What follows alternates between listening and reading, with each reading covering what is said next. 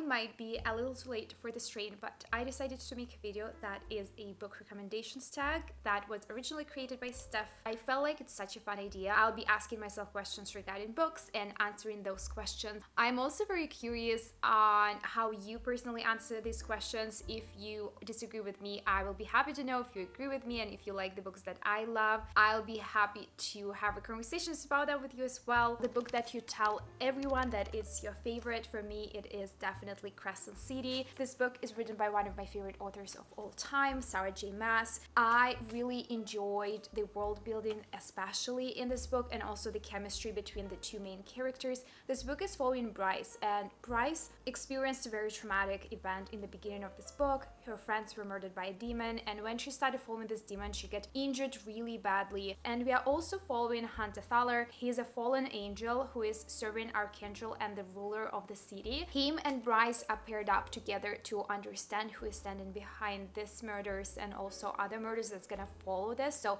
this book has a lot of passion, a lot of chemistry between the main characters. It has an amazing world building structure. It has very interesting laws of magic. The character development in this book is just amazing. I also read the second part of the series, that is The House of Sky and Breath, that I also loved a lot, but I'd still say that The House of Earth and Blood is my favorite. A book that is my guilty pleasure, I'm gonna talk about the series, and this series is something that I read really long time ago, and I'm still in love with the series. I have watched the TV show that came out based on the first book in the series, and also I have the first graphic novel of the series as well.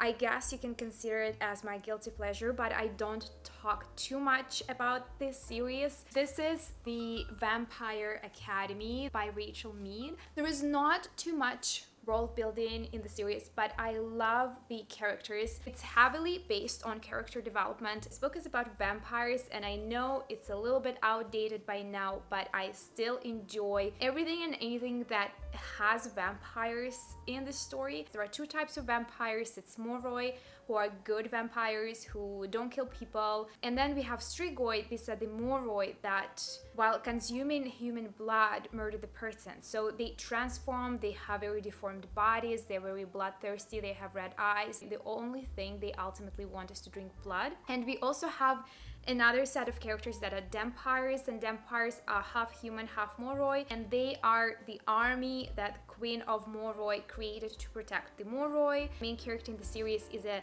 Dampire girl who is the best friends with the Moroi princess, and she's her personal bodyguard, and she's protecting the princess. There's a lot of conflict in this book, especially based on the Dampire's relationship to Moroi. Dampires think that they should not serve the Moroi, but Moroi say they must because there would no be Dampires without Moroi. Dampires cannot have children, and Dampires need Moroi to have children, but Dampires do not want to serve Moroi, and then they become outcasts. There is a lot that's going on in the series. There is also very interesting magic. Moroi that are good vampires also possess different types of magic depending on the element. It can be fire, earth, water, and air, but there is also a fifth element that is spirit, and Vasilisa, who is the Moroi princess, possesses the spirit. It's a lot. It's not, I can't even describe to you how much depth is in this series. It's my guilty pleasure. I'm hoping to read the series this year again. A book that everyone loved but you didn't. I actually have two books in this category. The first one is Mexican Gothic by Silvia Moreno Garcia. I DNF'd this book. This is the book about the girl Naomi, and she received a letter from her cousin asking her to come and save her, and she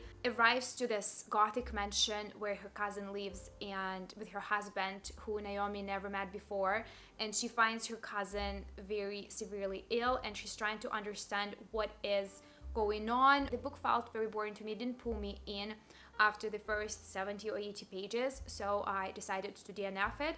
I know it isn't popular opinion, so if you're someone who loves this book, I will be happy to know what exactly do you like about this book. We have a little bit of a sunny day today. That's not usual for Vancouver. Another book that I feel like many people liked but I personally didn't is Shadow and Bone. There is nothing necessarily wrong about this book. I just felt like it was a little bit shallow for me. There was no depth into the characters. When I read books, characters is the most important part for me. I love to know their motivation. I love to know their background stories. And for me, there was just not enough of that. I did read a graphic novel, the story before Shadow and Bone. It was okay. It gave me a little bit more depth in the Darkling character, and I really enjoyed this because out of this whole book, Darkling is probably my favorite character, who has the most depth and who I understand. He added this little bit of spice for me into this book, if it makes sense. I loved the chemistry between him and the main character. After finishing this book, I didn't feel like I wanted to go into the second one. And then I actually remembered about another series that many people love, but I did not. And it's very surprising to me because I normally like mysteries, and this is the Inheritance Games.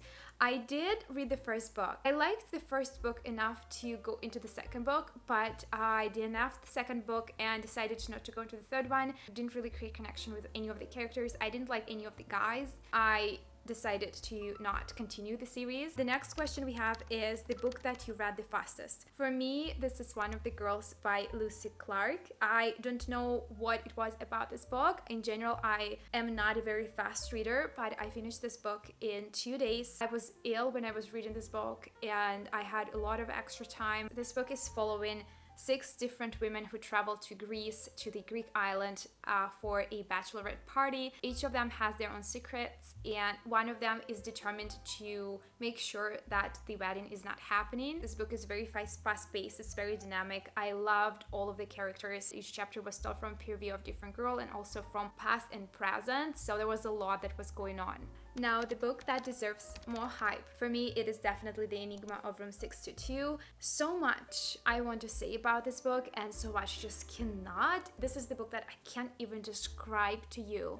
There is so much depth, there are so many twists in the plot. It's mystery, drama, suspense combined all together. And the main character of this book is Joel, and he's the writer, and he just overcame a breakup, and he's coming to this hotel where a famous murder took place many years ago, and in the rooms next to him there is a lady, and she recognizes him, and she kind of persuades him to look into this case of this murder and to write a book based on that. And so together they start investigating what actually happened in this hotel. And the best part of the story is not only we don't know who the murderer was, we also don't know who was murdered.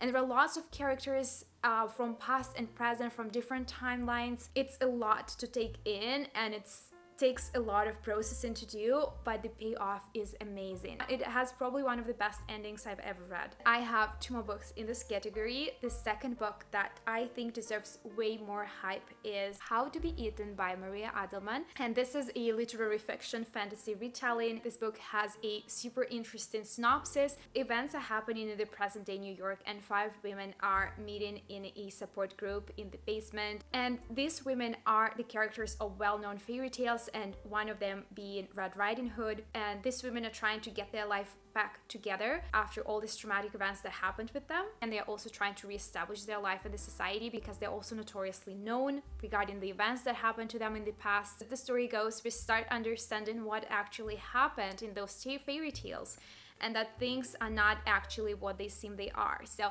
I felt like it was such an interesting way of retelling the fairy tales. They turned out to be way more dark, way more traumatic, and I personally really enjoyed this book. I don't hear a lot of people talk about this one. And the third book that I think deserves a little bit more hype is The Witch Haven. And this is the first book in the series by Sasha Payton Smith. It's fantasy. It's happening in 1911 in New York City as well. It's following Frances, who is 17-year-old, and when she was attacked, she revealed having magic, and she murdered this person with her powers, with her magical powers. 2 nurses come in shortly after saying that she was tested positive for pneumonia, and they're taking her to this so-called sanatorium where they're gonna treat her from this pneumonia. And it turns out that this sanatorium is actually a school for women who possess magic. It's the time when people were very scared of everything magic, and they burnt witches.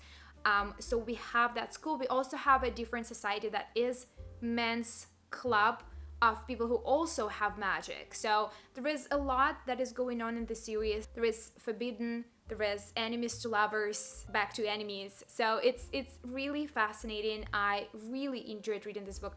And I haven't read the second part yet, but I'm really looking forward to read the second part. A book that is becoming a movie or a TV show. I cannot wait for The Court of Thorns and Roses. There is no release date just yet and there is not too much information about it, but most likely it will be based on the first book in the series. And the first book is a retelling of Beauty and the Beast in a different type of world with a lot more cruelty, a lot more different types of magic, different creatures. And I was not really a big fan of the first book, but I love the rest of the series. I'm still very, very excited to watch this TV series. I'm so happy it's coming to the TV. The book that you have read the most, it would be Twilight. That's my comfort book.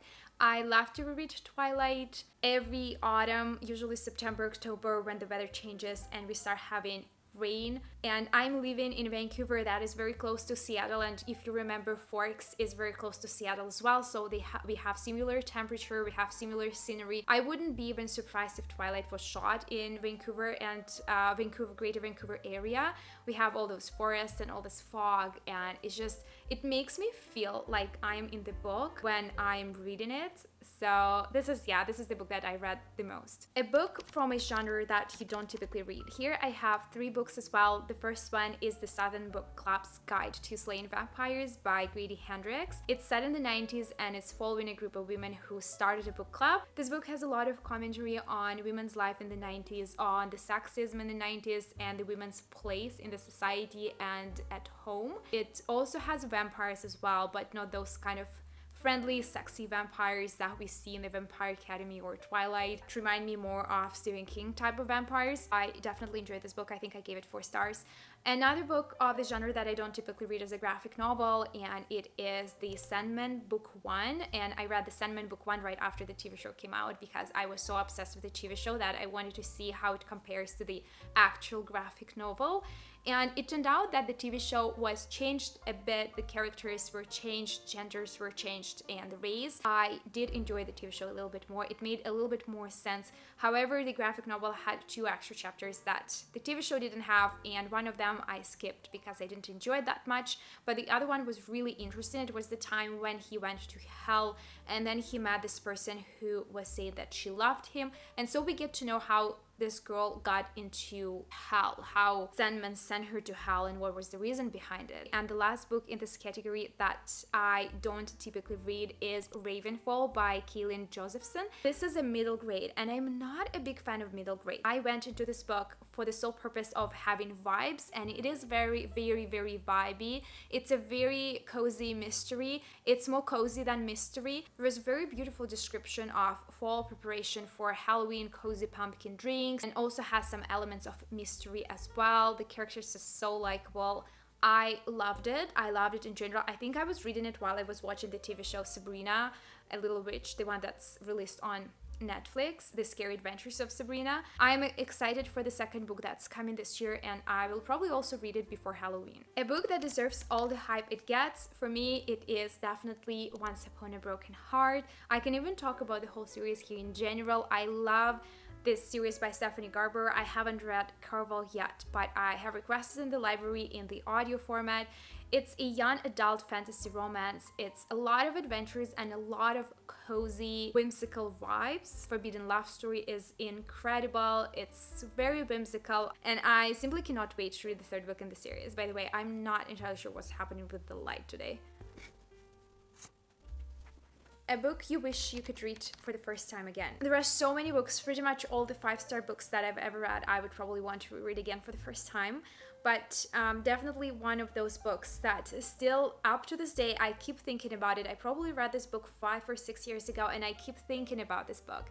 And it is A Dark Lure by Lorth and White. I adore this book. I adore the story. It's a psychological mystery thriller. This book is following Sarah Baker, and she was abducted by this killer 12 years ago, and she was rescued, and she changed her name. She moved to a different town. She's now protected by police, scars and traumas almost healed, and she is getting her life back together. The policeman who was working on her case is convinced that the killer is still out there. It's such a good book. It's such a good psychological thriller. I remember how hard it was for me to put it down.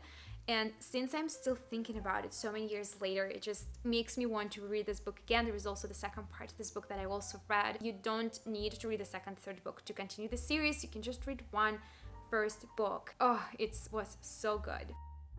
This is all the books that I'm happy to recommend and happy to complain about. If you agree or disagree, I will be very happy to have a conversation about it and to hear your opinions. I'll see you soon. Cheers.